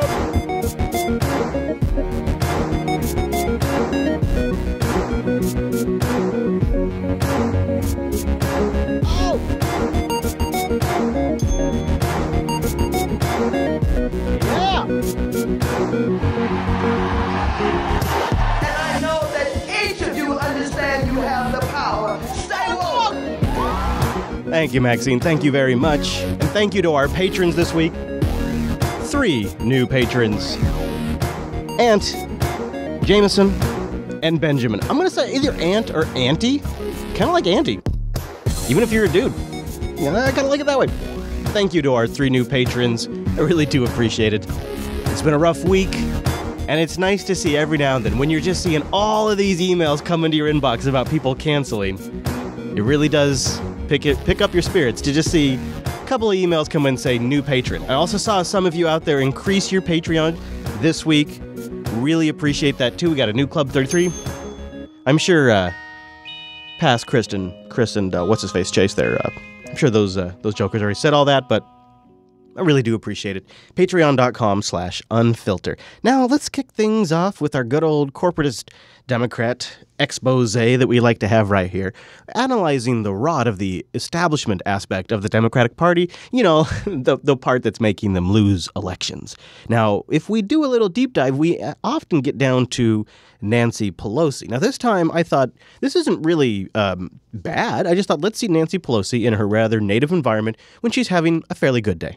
Before that, Now we'll go back to you. All right, thank you. How much of a valid issue do you think this is for how each party handles those facing allegations? And for Congressman McEwen, if he remains defiant, would you urge a primary challenger to unseat him? No, we don't see this as a political issue. This is something remarkable that has happened in our country. And I'm so glad that long last Time magazine has placed some women as Women of the Year. First time, I think, we've ever had a Woman of the Year. Well, it's a multiple, but nonetheless, it's great. It's actually not the first time. The first time was, I believe, I could be wrong, this is off the top of my head, but I believe it was 1936 was the first time that Time magazine had a man of the year, a person of the year be a woman. But she kind of goes on from there, dodging the question. She doesn't do bad, but if you scratch below the presentation layer, if you will, Nancy Pelosi is the presentation layer of the Democratic Party. But if you scratch down, there's a lot of different aspects to what is considered the Democratic Party, including the DNC, which is sort of a structure that's gotten a lot of exposure recently with not only Donna Brazile when she was warning people about dropping malware. Laughing, the hackers are dropping malware into your system. But of course, during the entire election, it was revealed that they were stacked against Bernie and that they were taking public snipes, I guess you might say, where they were trying to frame him as anti-religious or something that would come across and play badly in the press. And there were some attempts to sort of set him up to fail. And then later on, speaking of Donna, we played this a couple of weeks ago, it was revealed that it was much more stacked than we realized. Of course, the Clinton campaign really had that thing on lockdown. And the main way they controlled the DNC, as you'll recall, was through the budget. You remember this? They set up an agreement where essentially the Clinton campaign had full oversight over the budget. But on top of that, they had the Hillary for America and Get Ready for Hillary PACs. These fundraisers, these external fundraisers that they were using to siphon money away from the rest of the Democratic Party and funnel it into a few consultants and into Hillary's campaign, causing a lot of Democratic losses in that election. It really hurt the party. And now there has to be a reckoning. And there's aspects of the party that realize this. There has to be a cleaning up of this horrible mess if they're ever going to win an election again. And this is Ms. Const, I think is her last name, Konst. And she loses her shit over the DNC budget in this clip. Okay. This smells. This doesn't just smell to the public right now that the budget of the party was never put before. Forget about the Budgetary Committee for a second. Put before the people who have a fiduciary responsibility, whether it's Congresswoman Tulsi Gabbard, whether it's Donna Brazile when she was chair, when she was vice chair, or Vice Chair Ray Buckley, or Dr. Jim Zogby over here. That's over half the executive committee right there had no idea where the money was going. We spent $1 billion. Lost the easiest presidential race you could possibly imagine. Lost the easiest possible presidential race you could imagine. We spent over $1 billion. She's getting fired up. She's just getting started, too. $1 billion. Lost the easiest presidential race you could possibly imagine.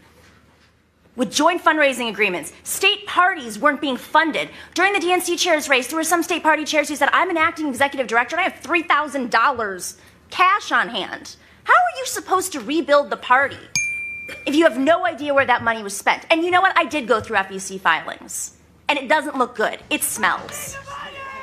We're talking about close to $700 to $800 million between the joint fundraising agreement and the DNC being spent on 5 consultants. Yeah, that's Hillary's money there. That joint fundraising thing that I was just talking about, that's the money that they funneled into the Hillary Clinton campaign and into consultants. 5 of them. All of that money. All of that money. All those donations, all those chip-in emails. All of the going and getting the word out and collecting donations, all the big fat checks that the corporate sponsors wrote, most of it went to 5 consultants. $700 to $800 million between the joint fundraising agreement and the DNC being spent on 5 consultants. Can you believe that? No wonder they lost. Holy shit, that's bad. We're talking about close to $700 to $800 million between the joint fundraising agreement and the DNC being spent on 5 consultants. I agree with the redneck. I think Fusion GPS made a lot of money, and they were one of the consultants. Just one. This is not a public outrage issue. The DNC chairs are upset, the officers are upset, and I don't know who's on the Budget and Finance Committee. I did go to the meeting. It was 15 minutes long, and there was a pie chart that was put on screen.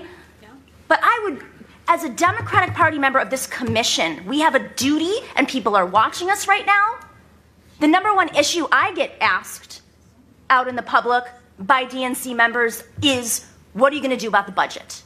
It is absolutely ridiculous that we are going to keep a status quo system when it basically says we're going to continue to lose 1,200 seats. Let me describe what losing 1,200 seats looks like, or the remaining seats we have.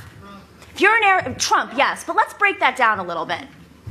If you're in Arizona and you have an ectopic pregnancy, you can't go to a Planned Parenthood clinic because it's gone, because that state legislature is lost. So you have to drive over to New Mexico.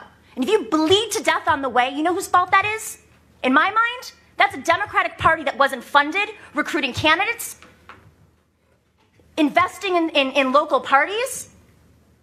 And that is our fault, because we have put that money to the top 5 consultants. And part of that has to go to the conflicts of interests. Fired up. This is outrageous. It's unethical. It's bad governance. And frankly, it's fucking, corruption. Oh! So if we do want to look at this Budget and Finance Committee, I advise that it be an elected Budget and Finance Committee. We have very clear standards of oversight. So they got a reckoning they got to go through.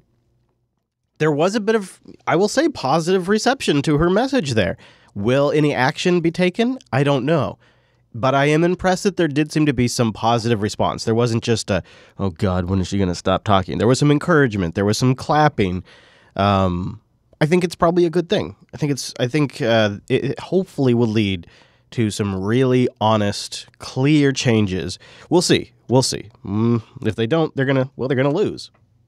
Any agreement with the Palestinian people must preserve Israel's identity as a Jewish state with secure, recognized, defensible borders. And Jerusalem will remain the capital of Israel, and it must remain undivided. All right, so let's get into this particular topic. Still firing a lot of people talking about this still. Not as heated as it was, but there's still quite a bit of discussion. The US has, of course, been a long ally of Israel, with relations seemingly getting stronger since Donald Trump took office. Now, as Caleb Mopin explains next, there's plenty of intrigue on just how close the ties between Team Trump and Israel really are. Collusion is a popular accusation to throw around these days. And a lot of what we're hearing, working with a foreign government, receiving money, is what the Trump team did with Israel. Now, this is something that doesn't get a lot of talk outside of RT. I don't know if you've noticed that, but it's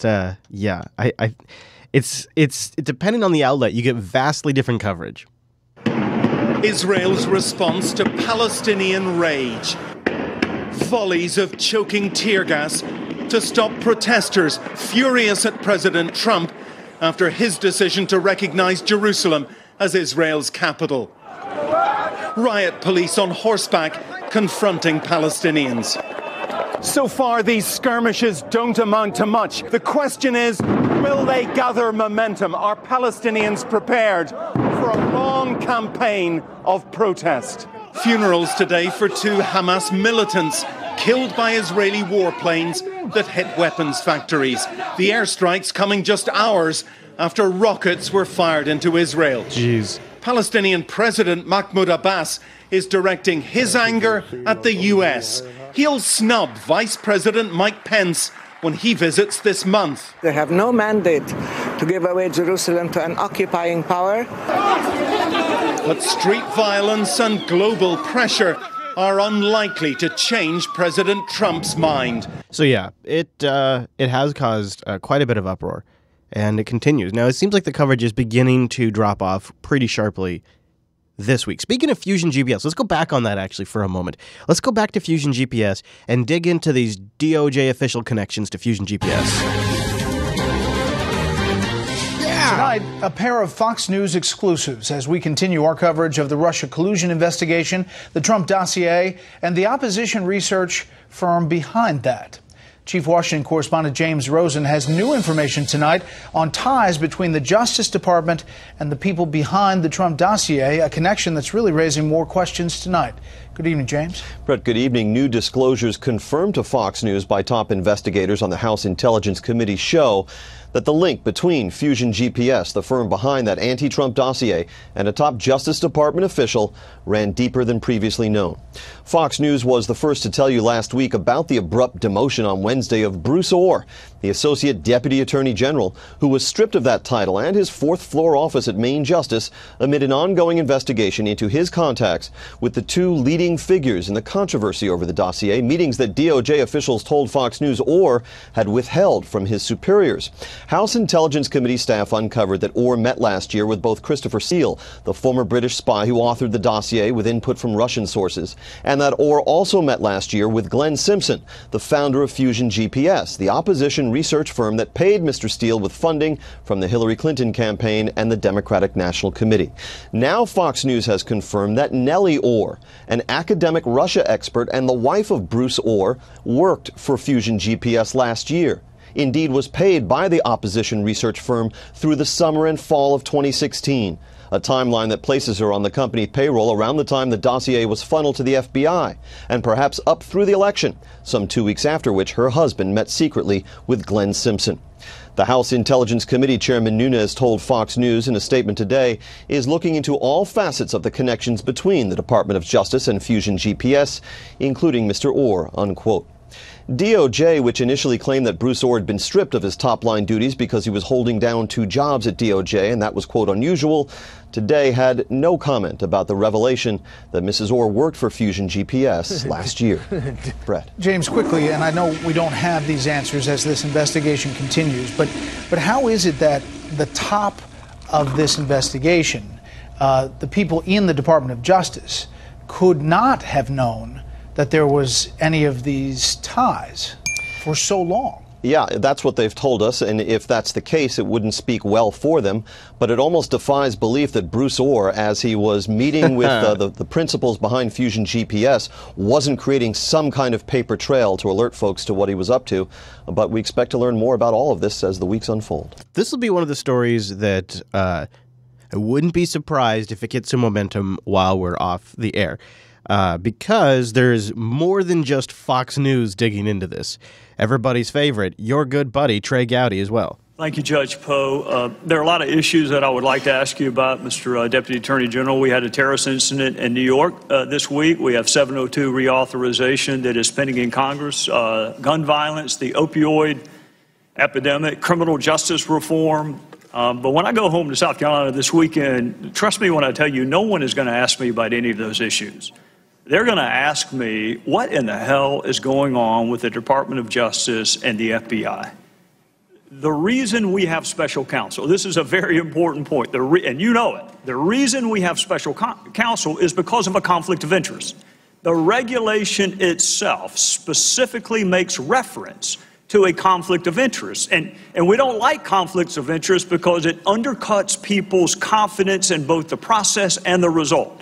So let's be really clear why we have special counsel. There was either a real or perceived conflict of interest that we were fearful would either impact the result or people's confidence in the process. That's why we have something called special counsel, and that's why we have special counsel in this fact pattern. And then lo and behold, those who are supposed to make sure there are no conflicts of interest seem to have a few of their own.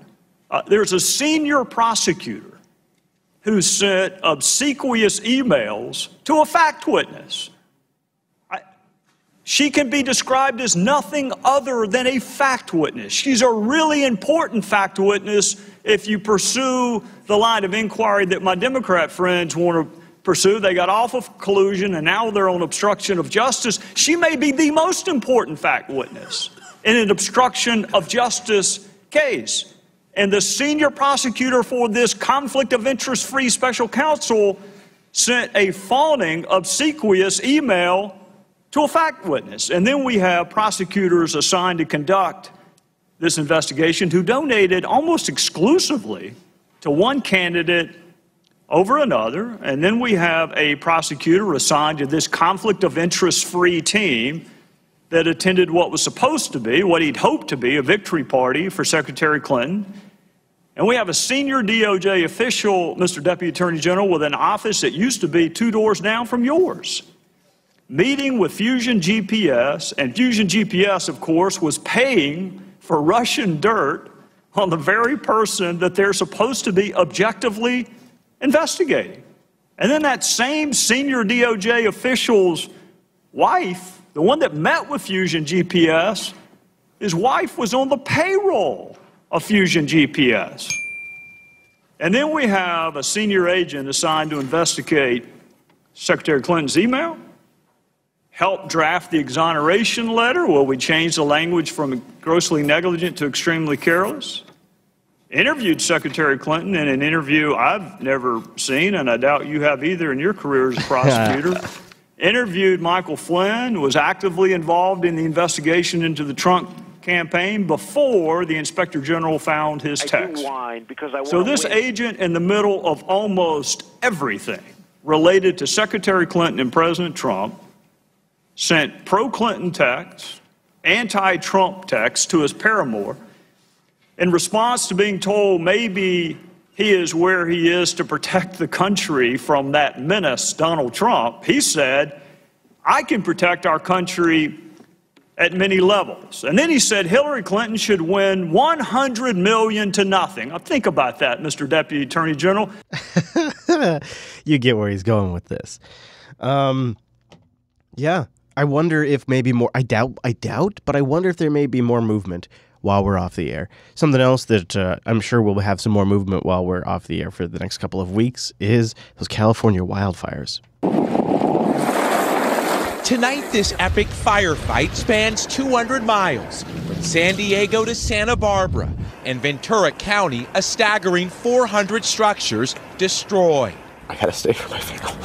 Firefighter Dave Magdaleno was at home with family when these flames came to his doorstep. His wife and children evacuated. He stayed behind with a garden hose. I'm used to it. It's what I do for a living. With the burn zone the size of the city of Chicago, 6 major fires are raging. Wow. The Thomas Fire is the largest and most destructive. At the Creek and Liberty fires, evacuations lifted.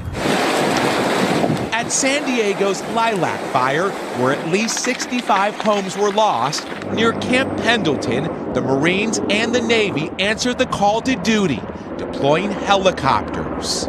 It was awful. It was horrible. I don't know what else to say. The air attack held back the Rye Fire near Six Flags Magic Mountain. 212,000 residents driven from their homes by the Santa Ana winds that haven't stopped. When a tornado hits the Midwest, there's no stopping it. When a hurricane hits the East Coast, there's no stopping it. When the Santa Ana winds come in, there's no stopping them. The flames destroyed Eric Allison's home. Man, it's just awful, isn't it? It really is just, it's just, usually by now it's wrapped up. So it's just, that's why I think it seems like, wow, I can't believe it's still going. There was one more story regarding the whole Mueller investigation team. I'd like to slip that in, not to bounce around on you guys a bunch in the overtime, but I do want to slip this in. It's from Daily Caller. I saved it for the overtime for you. A pattern of bias on Mueller's team is revealed after anti-Trump text messages between FBI and Mueller's prosecutors are uncovered. Peter Strzok, deputy head of counterintelligence at the FBI, exchanged anti-Trump and pro-Hillary Clinton text messages with Jill Page, his mistress and FBI lawyer who worked briefly on the Russia investigation. Yeah, Jill Page, that's the name there. Okay, so, and I think most of the details you're up to speed on.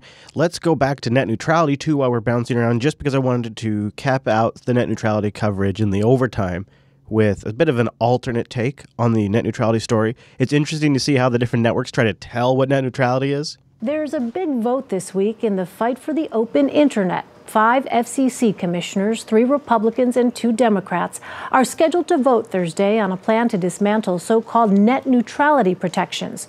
Roxana Saberi now on what's at stake. Michael Muyo says his two tech companies rely on the internet to provide research to stock exchanges like the NASDAQ. All the information, everything that we provide for our clients, we pretty much live and breathe through the internet.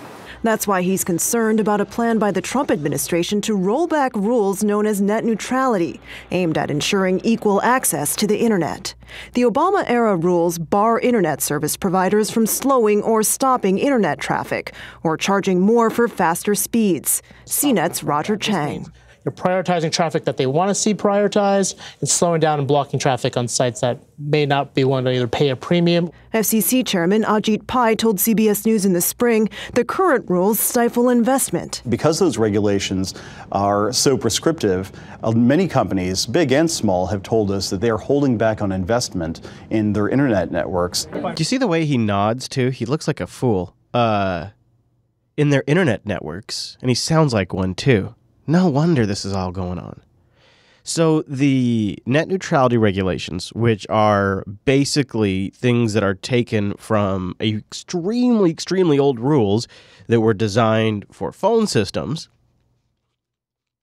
the common carrier status, essentially he's saying that this extremely vague and out-of-date rule is too specific for the carriers. And it's prevented them from investing in their internet's tubes. And so therefore, if we remove these extremely vague rules, the common carrier rules, then they'll have more internets to invest in. If that is true, I wish he could have said it in a way that sounded halfway intelligent, like he was truly fundamentally up to speed on this issue, actually rather passionate about it, and advocating a position because he truly believed it. Instead, he sounds like a moron who can barely even remember the talking points that his assistant gave to him before he sat down in the chair. The current rules stifle investment. Because those regulations are so prescriptive, many companies, big and small, have told us that they are holding back on investment in their internet networks. But the proposed repeal of net neutrality has sparked protests on Capitol Hill. Take action. And online. Critics worry that providers like Comcast and Verizon could charge internet giants like Netflix and Google more for faster connections, and those costs could be passed on to consumers. And Muyo says smaller companies like his won't be able to afford faster connections. If it becomes more expensive, they might go into a different business or decide to start in a different country, and we really don't want to see that. Internet service providers have said they don't have plans to block or restrict access or content on the internet. Do you not trust them? I think they're just going to charge more for premium access. And if you pay more, you pass that cost on Absolutely. to your clients and your customers. I have to. FCC commissioners are set to vote on the proposal on December 14th. It's expected to pass along party lines. Woo! Roxana Saberi, CBS News, New York. Hey, everybody have a net neutrality party tomorrow, huh? Let me know how it goes. Let me know. While we're busting media apart a little bit, I got to cover a story that matters a lot to me personally. I don't think, maybe that's not true. Maybe once before, maybe, I covered this story on the show. Because I know to most of you, it's like, well, who cares? But there's a bigger meta story going on that the media completely misses, and I'm going to point it out to you. And it turns out I'm a bit authoritative on the subject matter. Finally, tonight, Americans are hitting the road in RVs. Sales this year top 500,000, the highest in nearly 4 decades. Dean Reynolds now on the RV boom and what's driving it. Now, if you want to do a little experiment, you could go Google News search or Bing or whatever you want, duck, millennial RV purchases or glamping trends, and you'll see all of these articles that espouse about how whimsical millennials want to hit the road and see nature, and retirees want to go out and meet people, enjoying the communities on the road, and it's this America's spending money again kind of approach. Hoorah! Americans are rich, the economy's up, and they're buying real expensive, high-end, fancy RVs. This part of northern Indiana is the birthplace for 85% of all the motor coaches in this country. And they can't seem to build them fast enough. The lots at Jayco, a subsidiary of Thor Industries, are lined with all kinds of RVs. Funny enough, my first RV was a Jayco. Selling for $15,000 on up. way up. We opted for the cavernous luxury of the Integra model with Thor CEO Bob Martin. Now, also funny, now my new RV, the one I've had for 2 years that I live in, so I guess it's not new anymore, is a Thor Challenger. So this is not exactly what my place looks like, but you get the basic idea. Yeah, this is, I think, the 701,000, but one of your assistants told me I could drive it away for 699. See, this is where we make jokes about really expensive big rigs that Americans buy because they're extra rich right now. Everybody's so rich. Give you a deal. On board, there are couches, cabinets, a fridge. Oh, mention the TVs a couple of times. Come on, mention the TVs. A fireplace. To TVs. And more. Oh. People love to travel with their own bedding, their own linens, their own showers. Mention the TVs. 5 TVs. Oh. 5 TVs. During the Great Recession, unemployment in this region was close to 20%. Oh, see, they start to get close here, don't they? You see where I'm going with this? They get there almost. So close, Jeff. So close. Let's back it up. During the Great Recession, unemployment in this region was close to 20%. Today, it's 2%. Oh, okay. So this is where we start to build our little narrative, and it goes something like this. You see, the economy's back up because the Great Recession is over. You see, the term is, listen, he's past tense here. During the Great Recession, unemployment in this region was close to 20%. But now the Great Recession is over, my friends. It is over. And here, we're selling so many RVs that unemployment is low. Ergo, unemployment is low everywhere. Today, it's 2%. Matt Lester was once laid off, but is now a foreman. See, the part that they're missing is there's a correlation between the 2008 economy crash and the increase in RV purchases. There is a very, very, very close correlation here. Things have loosened up a lot. We've come a long way in the industry. We really have. This Jayco warehouse will soon need 400 more workers at starting salaries near $50,000 a year. Nearby Elkhart, once down on its luck, is now high on the hog, with a bustling downtown and a local KFC offering a $150 hiring bonus. Come on, assholes, why don't you have jobs? Come on, it's so easy. So what's driving the revived RV industry? Oh, here we go. Now we're going to get to the nut of it. Low interest rates and gas prices and a renewed wanderlust. Oh, and that's where they miss the mark. You see, what's great about this is they're not entirely inaccurate, because obviously this is going to be true for a sizable, wealthy portion of the market. So you can just sort of hyper-focus in on a singular anecdotal story and make it sound like it represents all of the buyers. I just love being on the road. Andy Littlejohn added something else. Romance of the road, meeting new people. That's Oh, of course. We got to get that meme in there. It's very important. At a time of deep divisions in this country, Americans may once again find common ground on the road. That part is true. I didn't get into the RV for meeting people, but you get sort of in this judgment-free zone when you go to an RV park. Everybody's just there to have their weekend or whatever, and it doesn't matter if you come in a $5,000 rig, or doesn't matter if you come in a $100,000 rig or a $10,000 rig or whatever. But let's back up here. These things are selling like crazy for one reason and one reason alone. People can't afford homes. See, they can't buy. It is, in Washington State, it is significantly cheaper for me to live in an RV that I can drive around and move, that has chairs, that has a full kitchen, that has televisions, that has a bed, that has all of the things that I would have to go put on credit to have.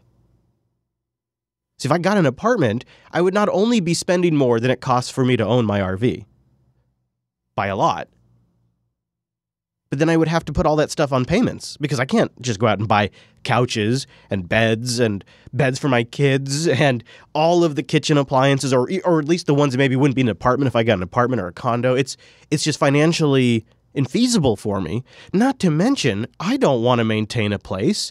I don't want to have to do a lot of cleaning. I want a small space that's quick to put together, it's quick to clean, and I don't want to have to pay for utilities. I don't want to have to maintain a yard.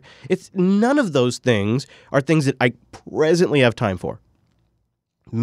I would hope that in a few years, when my life calms down, when I'm not working so much, I would have time for hobbies like a garden or maintaining a yard. And then my requirements would change. But at present, I don't even have time to hassle with a cable bill or a garbage bill or a phone bill. Like, no, I don't deal with any of that stuff. And I have 300 square feet that I have to worry about, at best. And it's cheaper than an apartment. It's cheaper than buying. It's cheaper than in a condo. It is, for me, it is financially viable, and it also then allows me to go on the road, to take my family places, to produce shows from the road. Like there's a lot of other benefits as well. None of them started because I had this crazy extra amount of money and I just wanted to go buy a big expensive rig. I looked at my options and I said, geez, I all of a sudden am in the need to get a place to live that I didn't expect for the next 25, 30 years to happen, and I have to come up with something quick. This happens to a lot of people. When I took my first RV trip to go see Noah, like my first serious one in my Jayco, I didn't plan to try living in it.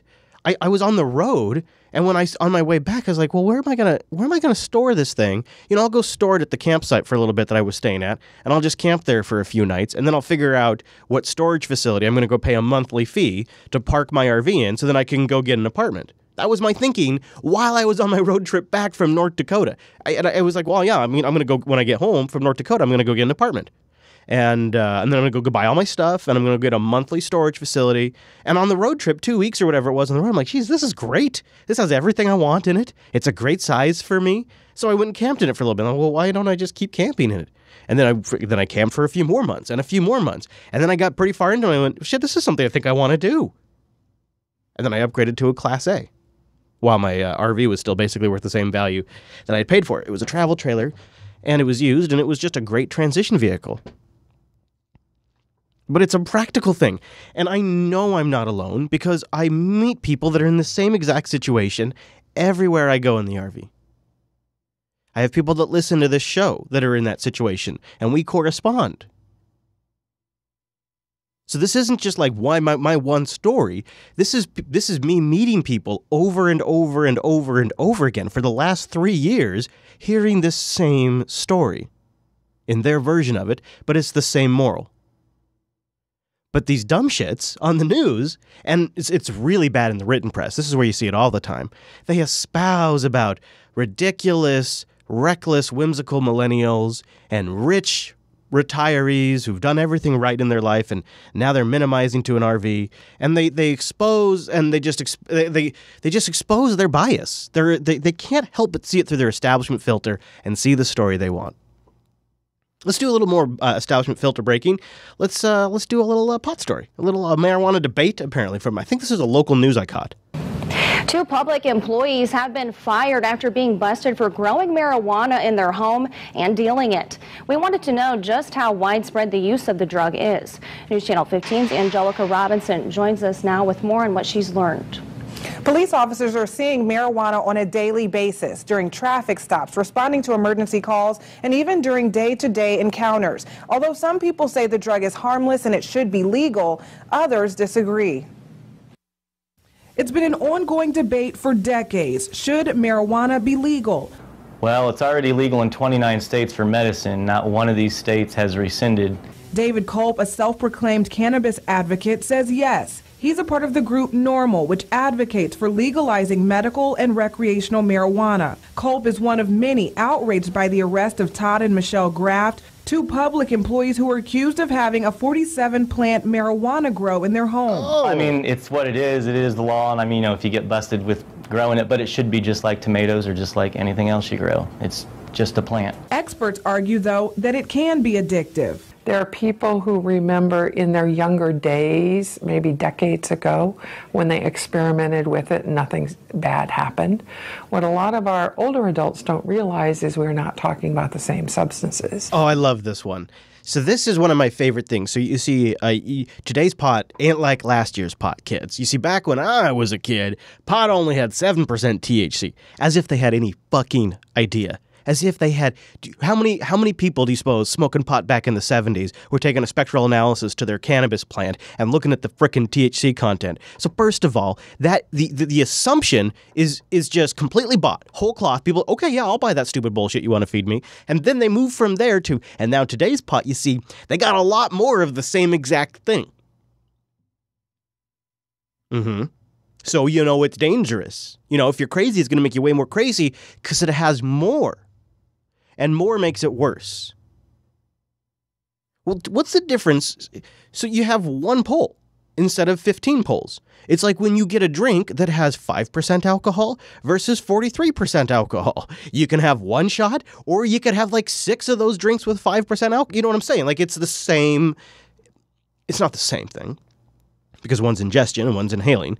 But it's not as if it's a weaponized THC. So say you get a piece of cannabis, like ground up and you look at it and you're analyzing and go, holy shit, this thing has 25% THC. Well, first of all, great buy. Good job. Second thing about that is, what are you measuring it against? What's the benchmark? What's the baseline? What should the average plant be? What should it be? What should that number be? Should it be 10? Should it be 7? Should it have been 20? 22? No, not 25, though.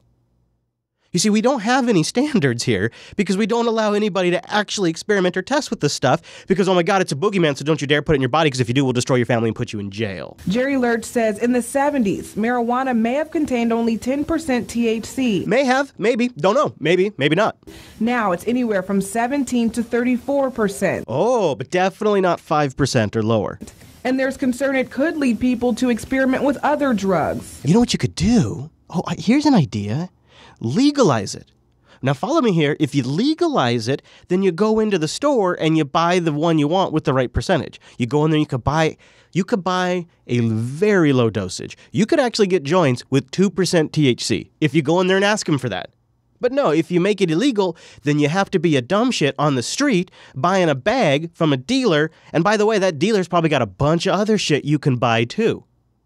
Again, if you make it legal, they can buy whatever they want with the percentage that they want, and they're not buying it from the guy who also happens to sell coke and anything else you might want. It's not uncommon to find other illicit narcotics in their possession as well. Heroin, meth, prescription medication. See, this is where the gateway drug fallacy comes from. It's a gateway drug in the sense that it is a gateway to a relationship with a salesman who wants to sell you his product. This is where the gateway aspect of pot comes in.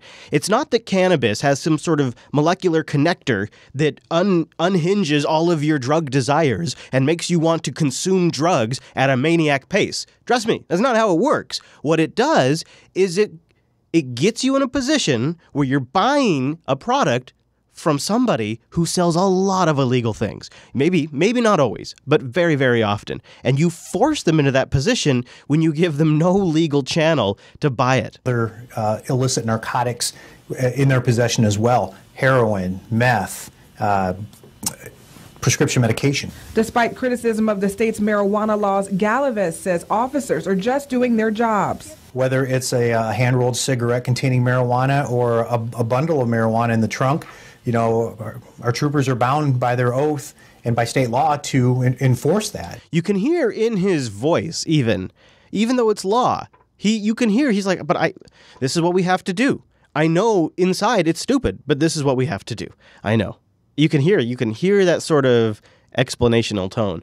So now, while we're on the pot train, let's stick with another pot bust. This morning, Cape Coral police say a traffic stop ended with 2 men arrested and hundreds of grams of marijuana being taken off of Southwest Florida streets. Investigators say they stopped these 2 guys, Leo Sanchez and Lane Fossey, the second going 80 miles per hour on Veterans Parkway.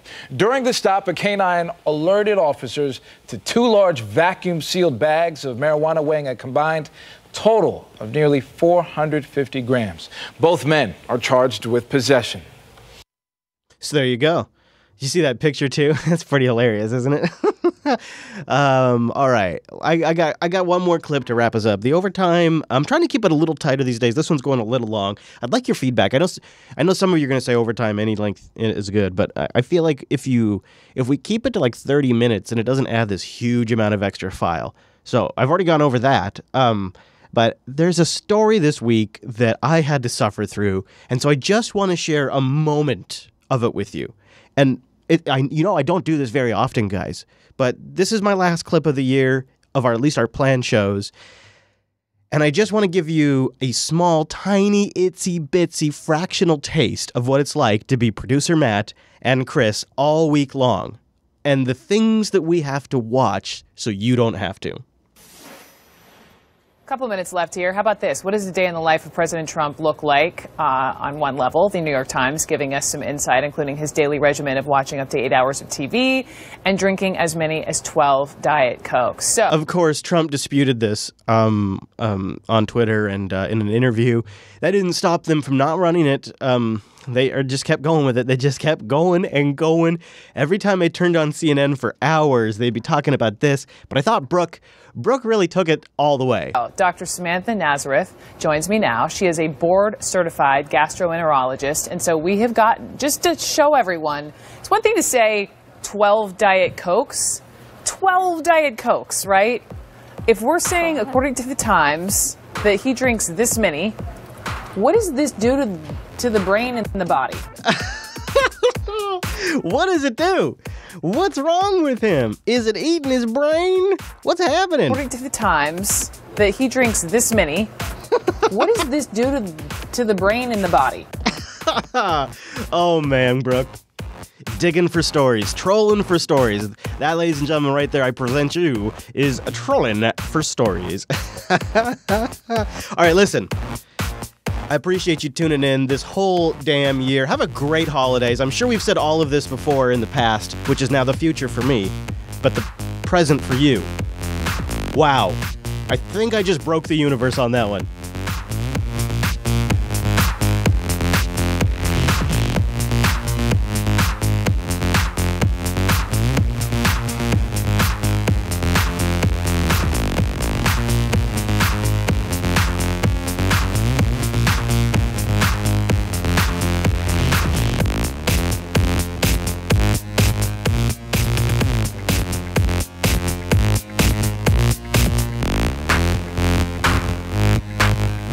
Many.